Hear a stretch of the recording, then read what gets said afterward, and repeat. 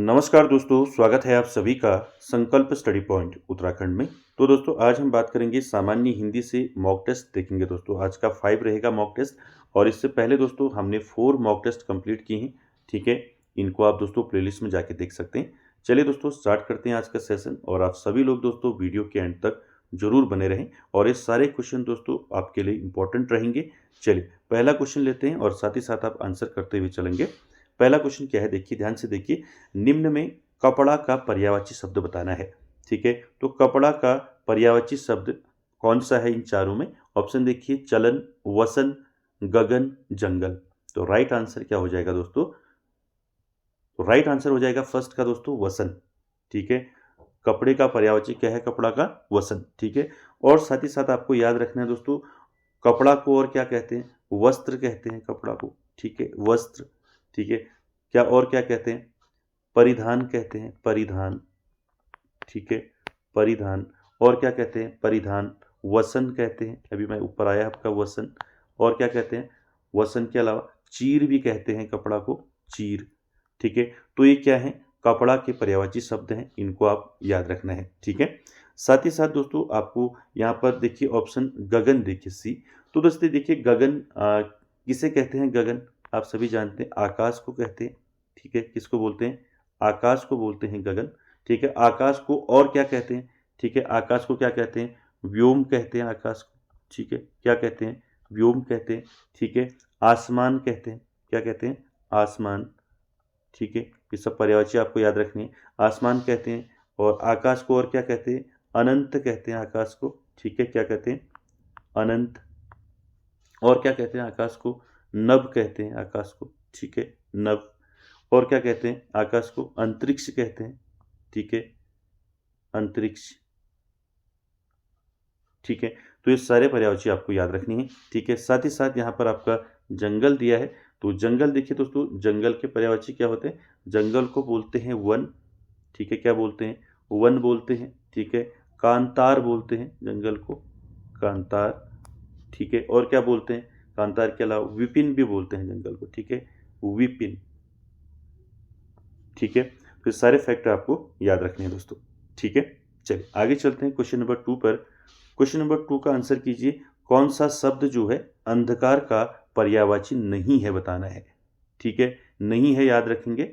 Option देखिए, तम, अंधेरा, तिमिर, अमावस्या। तो 2 का राइट आंसर क्या हो जाएगा दोस्तों? बताइए। क्वेश्चन नंबर 2 का राइट आंसर क्या हो जाएगा? देखिए, तम मतलब अंधेरा होता है, अंधेरा मतलब अंधेरा होता है। ठीक है, तिमिर मतलब भी अंधेरा होता है। ठीक है, अंधकार होता है। तो राइट आंसर क्या हो जाएगा? नहीं है पूछा है। ठीक है, तो अंधकार का पर्यायवाची नहीं है अमावस्या। ठीक है, अमावस्या, पूर्णिमा, ये दोस्तों पर्यायवाची नहीं है अंधकार का, याद रखेंगे। ठीक है, तो तीनों जो है अंधकार के पर्यायवाची हैं। ठीक है, तम, अंधेरा और तिमिर। ठीक है, याद रखेंगे इसको। आगे चलते हैं दोस्तों क्वेश्चन नंबर 3 पर। क्वेश्चन नंबर 3 है दोस्तों, अनी शब्द का सही पर्यायवाची शब्द बताना है। शब्द याद रखेंगे, अनी। तो अनी शब्द का सही पर्यायवाची शब्द क्या होगा इसमें? देखिए, दुष्ट, सेतु, स्वादिष्ट, सेना। तो राइट आंसर क्या हो जाएगा दोस्तों? बताइए। देखिए दोस्तों, अनी का पर्यायवाची होता है सेना। ठीक है, तो डी ऑप्शन यहाँ पर राइट हो जाएगा। अनी शब्द का सही पर्यायवाची शब्द क्या है? सेना। ठीक है, और सेना को क्या क्या कहते हैं आप सभी जानते हैं। सेना को क्या क्या बोलते हैं? फौज बोलते हैं सेना को। ठीक है, क्या बोलते हैं? फौज बोलते हैं। साथ ही साथ क्या बोलते हैं? वाहिनी बोलते हैं। ठीक है, सेना को क्या बोलते हैं? वाहिनी बोलते हैं। साथ ही साथ अनी बोलते हैं, अनी। ठीक है, और क्या बोलते हैं? चमू भी बोलते हैं, चमू। चमू भी बोलते हैं सेना को। तो ये सब किसके पर्यायवाची हैं? सेना के। ठीक है, ये सारे फैक्ट आपको याद रखनी है। आगे चलते हैं दोस्तों क्वेश्चन नंबर 4 पर। क्वेश्चन नंबर 4 शब्द देखिए दोस्तों, अभिज्ञ। ठीक है, तो अभिज्ञ शब्द का विलोम बताना है। ठीक है, तो अभिज्ञ का विलोम क्या होगा? देखिए, ऑप्शन भिज्ञ, सभिज्ञ, अनभिज्ञ या फिर सुभिज्ञ। तो राइट आंसर क्या हो जाएगा 4 का? ठीक है, बताइए क्या हो जाएगा इसका राइट आंसर? अभिज्ञ शब्द का विलोम। ठीक है, तो इसमें कई दोस्तों आप यहाँ पर कंफ्यूज होते हैं। तो अभिज्ञ का कई लोग भिज्ञ कर देते हैं। ठीक है, तो याद रखेंगे दोस्तों, अभिज्ञ और भिज्ञ एक ही चीज़ है। ठीक है, इन दोनों चीज़ जो है एक ही हैं। ठीक है, इनका इन दोनों का अर्थ क्या होता है? इन दोनों का अर्थ होता है आपका जानकार। क्या होता है? जानकार। ठीक है, तो जानकार यानी कि इसका विलोम बताना है। और अनभिज्ञ का मतलब क्या होता है? अनभिज्ञ का मतलब होता है अनजान। ठीक है, इसका मतलब क्या होता है? अनजान। ठीक है, तो राइट आंसर क्या हो जाएगा यहाँ पर? अभिज्ञ या भिज्ञ का विलोम क्या हो जाएगा? अनभिज्ञ। तो सी ऑप्शन यहाँ पर राइट हो जाएगा। याद रखेंगे, अभिज्ञ शब्द का अगर कभी विलोम पूछा जाता है तो भिज्ञ नहीं करना है। ठीक है, तो अभिज्ञ शब्द का विलोम क्या होगा? अनभिज्ञ होगा, क्योंकि अभिज्ञ का अर्थ क्या होता है? जानकार होता है। ठीक है, अभिज्ञ और भिज्ञ एक ही चीज है। ठीक है, तो इनका अर्थ क्या होता है? जानकार, और इनका विलोम क्या हो जाएगा? अनभिज्ञ हो जाएगा। ठीक है, इसको याद रखें। अनभिज्ञ यहाँ पर देखिए अन उपसर्ग लग गया है। ठीक है, उपसर्ग प्रत्यय मैंने आपको बताए हैं। ठीक है, याद रखेंगे इसको। चल, क्लियर है ना? तो अभिज्ञ और भिज्ञ अगर कभी पूछा जाता है, अभिज्ञ और भिज्ञ का विलोम पूछा जाता है तो अनभिज्ञ करेंगे। ठीक है, चल, अगला क्वेश्चन है, क्वेश्चन नंबर 5 है, अग्रज का सही विलोम क्या होगा? तो अग्रज आप जानते हैं दोस्तों, अग्रज का सही विलोम शब्द यहाँ पर क्या होगा? देखिए ऑप्शन देखिए, अनुज, लघु, छोटा, सूक्ष्म। तो क्या रहेगा दोस्तों इसका राइट आंसर? क्वेश्चन नंबर 5 का राइट आंसर रहेगा दोस्तों। देखिए, अग्रज का मतलब क्या होता है? अग्रज किसे कहा जाता है? अग्रज कहा जाता है बड़े भाई को। किसको कहा जाता है? बड़े भाई को कहा जाता है अग्रज। ठीक है, तो इसका विलोम क्या हो जाएगा? छोटे भाई को क्या बोलते हैं? छोटे भाई को बोलते हैं अनुज। तो राइट आंसर क्या हो जाएगा यहाँ पर? ए ऑप्शन यहाँ पर राइट हो जाएगा। ठीक है, अग्रज का सही विलोम क्या होगा? अनुज होगा। ठीक है, तो ए ऑप्शन यहाँ पर राइट हो जाएगा। बात करें दोस्तों, देखिए अनुज मतलब क्या होता है? छोटा भाई। ठीक है, छोटा भाई। ठीक है, अग्रज बड़ा भाई, अनुज छोटा भाई। ठीक है, तो विलोम हो गया। साथ ही साथ दोस्तों लघु की बात करें तो लघु का विलोम क्या होगा? बताइए, लघु का विलोम होगा दीर्घ। ठीक है, लघु का विलोम क्या होगा? दीर्घ होगा। छोटा का क्या होगा? बड़ा होगा। ठीक है, ऐसे आपको सारे फैक्ट जो हैं याद रखने हैं। ठीक है, चलिए अगला अगला क्वेश्चन देखते हैं, क्वेश्चन नंबर 6, निर्मल का सही विलोम शब्द क्या होगा? आपको यहाँ पर निर्मल का विलोम शब्द बताना है। ऑप्शन देखिए, पवित्र, शुद्ध, मलिन या फिर मृदु। तो राइट आंसर क्या रहेगा दोस्तों? क्वेश्चन नंबर 6 का निर्मल का सही विलोम क्या होगा दोस्तों? निर्मल का सही विलोम होगा मलिन। ठीक है, देखिए दोस्तों कैसे होगा मलिन? निर्मल का मतलब क्या होता है? निर्मल का मतलब होता है पवित्र। क्या होता है? पवित्र होता है। ठीक है, तो इसका विलोम क्या हो जाएगा? विलोम हो जाएगा मलिन। ठीक है, तो देखिए निर्मल का विलोम मलिन हो गया। ठीक है, अगर पवित्र का विलोम कहें तो पवित्र का क्या हो जाएगा? अपवित्र हो जाएगा। ठीक है, अपवित्र। ठीक है, तो ये भी फैक्ट आपको याद रखनी है। ठीक है, क्लियर हो गया? तो सी आंसर यहाँ पर राइट हो जाएगा। आगे चलते हैं क्वेश्चन नंबर 7 पर। क्वेश्चन नंबर 7 है दोस्तों, अंतर के पट खोलना मुहावरे का अर्थ बताना है। तो आप सभी ने पढ़ा होगा दोस्तों, अंतर के पट खोलना मुहावरे का अर्थ क्या हो जाएगा? ऑप्शन देखिए, भेद खोलना, विवेक से काम लेना, प्रशंसा करना, अपमानित करना। तो राइट आंसर क्या हो जाएगा? अंतर के पट खोलना यानी कि ज्ञान प्राप्त करना। ठीक है, तो राइट आंसर हो जाएगा यहाँ पर विवेक से काम लेना। तो बी ऑप्शन यहाँ पर राइट हो जाएगा। अगर ये आपका ऑप्शन में नहीं आता है तो फिर आप क्या करेंगे? ज्ञान प्राप्त करना। ठीक है, ज्ञान प्राप्त करना। ठीक है, अंतर के पट खोलना यानी कि ज्ञान प्राप्त करना। ठीक है, चलिए आगे चलते हैं क्वेश्चन नंबर 8 पर। क्वेश्चन नंबर 8 है दोस्तों, काम काज में कोरा होना। ठीक है, यानी कि काम काज में कोरा होना, खाली होना, मुहावरे का अर्थ क्या होगा? काम न करना, काम समाप्त करना, काम न जानना या इनमें से कोई नहीं। तो राइट आंसर क्या हो जाएगा दोस्तों इस मुहावरे का? काम काज में कोरा होना, यानी कि काम काज में क्या है? कोरा है। ठीक है, यानी कि खाली है। तो इस मुहावरे का अर्थ क्या हो जाएगा? 8 का राइट आंसर हो जाएगा काम न जानना।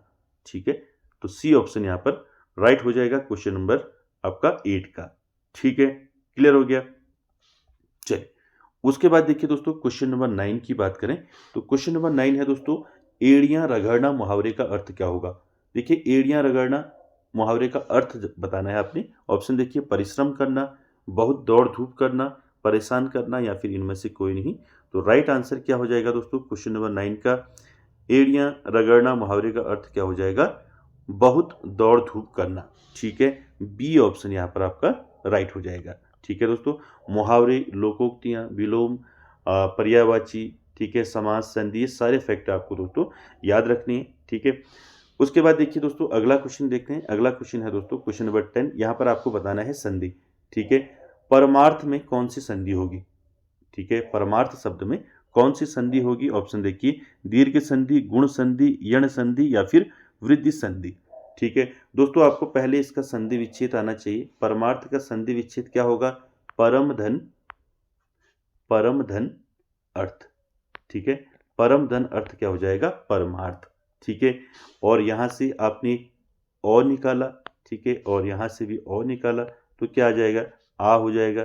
ठीक है, तो मैंने आपको बताया था जहां पर बड़ा आ, बड़ी ई, बड़ा ऊ जहां पर भी आते हैं वहां पर कौन सी संधि हो जाती है? वहां पर हो जाती है आपकी कौन सी संधि होती है? दीर्घ संधि होती है। ठीक है, तो यहां पर आपका 10 का ए ऑप्शन यहां पर राइट हो जाएगा। ठीक है, तो परमार्थ में कौन सी संधि होगी? दीर्घ संधि होगी। ठीक है, इसका संधि विच्छेद भी आपको याद रखना है। ठीक है, चलिए आगे चलते हैं दोस्तों क्वेश्चन नंबर 11 पर।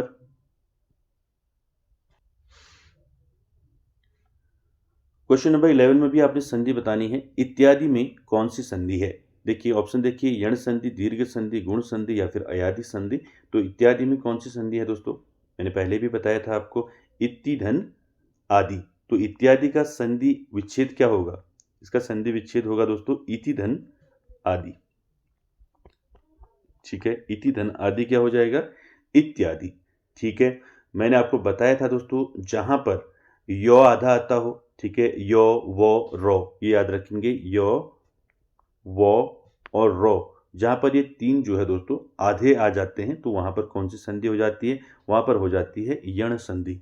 ठीक है, कौन सी संधि हो जाती है? यण संधि हो जाती है। तो इत्यादि में कौन सी संधि होगी? राइट आंसर हो जाएगा आपका ए, यण संधि। ठीक है, ए ऑप्शन यहाँ पर राइट हो जाएगा। और संधि विच्छेद भी आपको जरूर दोस्तों संधि विच्छेद करना आना चाहिए, तभी आप जो है दोस्तों संधि जो है संधि को सही कर पाएंगे। आगे चलते हैं दोस्तों, क्वेश्चन नंबर 12 की बात करें। समाज से क्वेश्चन है दो। देखिए क्वेश्चन नंबर 12 देखिए, गौशाला में कौन सा समास होगा?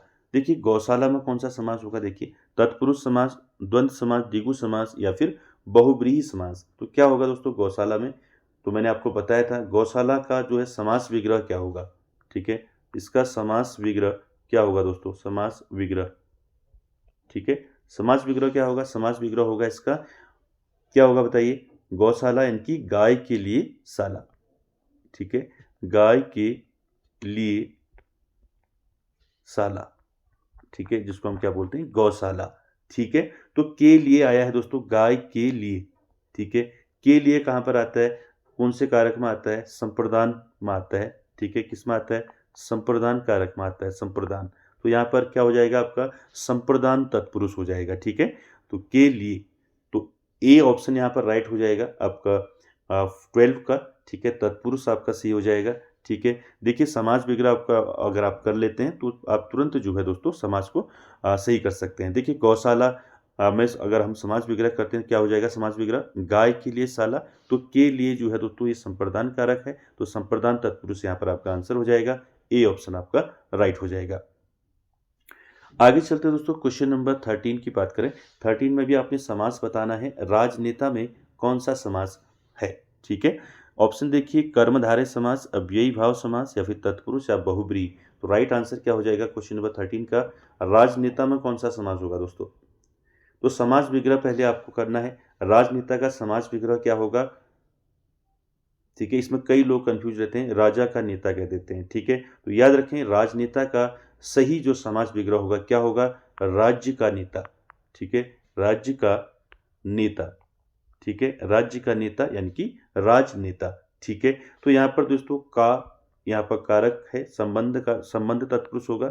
ठीक है, संबंध तत्पुरुष। तो यहाँ पर आपका राइट आंसर क्या हो जाएगा? राजनेता में कौन सा समास है? तो तत्पुरुष समास है। सी ऑप्शन यहाँ पर राइट हो जाएगा। ठीक है, आपको समास विग्रह जो है दोस्तों करना आना चाहिए। ठीक है, चलिए क्लियर हो गया ना? आगे चलते हैं, क्वेश्चन नंबर 14 की बात करें। एक तवे की रोटी क्या छोटी क्या मोटी, लोकोक्ति का सही अर्थ बताना है। तो दोस्तों देखिए, एक तवे की रोटी क्या छोटी क्या मोटी, इस लोकोक्ति का सही अर्थ क्या होगा? देखिए, भोजन की सामग्री में दोष निकालना ठीक नहीं। बी ऑप्शन देखिए, एक परिवार के सभी सदस्य एक समान होते हैं। सी देखिए, व्यक्ति को उसके गुण और दोष दोनों के साथ परखना चाहिए। या फिर सब लगभग एक समान होना। तो राइट आंसर क्या हो जाएगा दोस्तों, एक तवे की रोटी क्या छोटी क्या मोटी। लोकोक्ति का सही अर्थ होगा दोस्तों, एक परिवार के सभी सदस्य एक समान होते हैं। तो ये आप ऐसे याद रखें इसको, एक तवे की रोटी क्या छोटी क्या मोटी, यानी कि एक समान। ठीक है, तो बी ऑप्शन यहां पर आपका राइट हो जाएगा। ठीक है, चलिए आगे चलते हैं। आज का आखिरी क्वेश्चन है क्वेश्चन नंबर 15। देखिए, फिसल पड़े तो हर हर गंगे लोकोक्ति का अर्थ बताना है। ठीक है, फिसल पड़े तो हर हर गंगे लोकोक्ति का अर्थ क्या होगा। ऑप्शन देखिए, नुकसान उठाना, एक साथ दो काम करना, या फिर मजबूरी में काम करना, या फिर इनमें से कोई नहीं। तो क्वेश्चन नंबर 15 का दोस्तों राइट आंसर हो जाएगा आपका मजबूरी में काम करना। फिसल पड़े तो हर हर गंगे लोकोक्ति का अर्थ क्या हो जाएगा, मजबूरी में काम करना। ठीक है, सी ऑप्शन यहाँ पर आपका राइट हो जाएगा। तो दोस्तों आज का सेशन यहीं तक। कैसा लगा आज का सेशन कमेंट बॉक्स में ज़रूर कमेंट करें, और वीडियो को एंड तक देखने के लिए थैंक यू वेरी मच।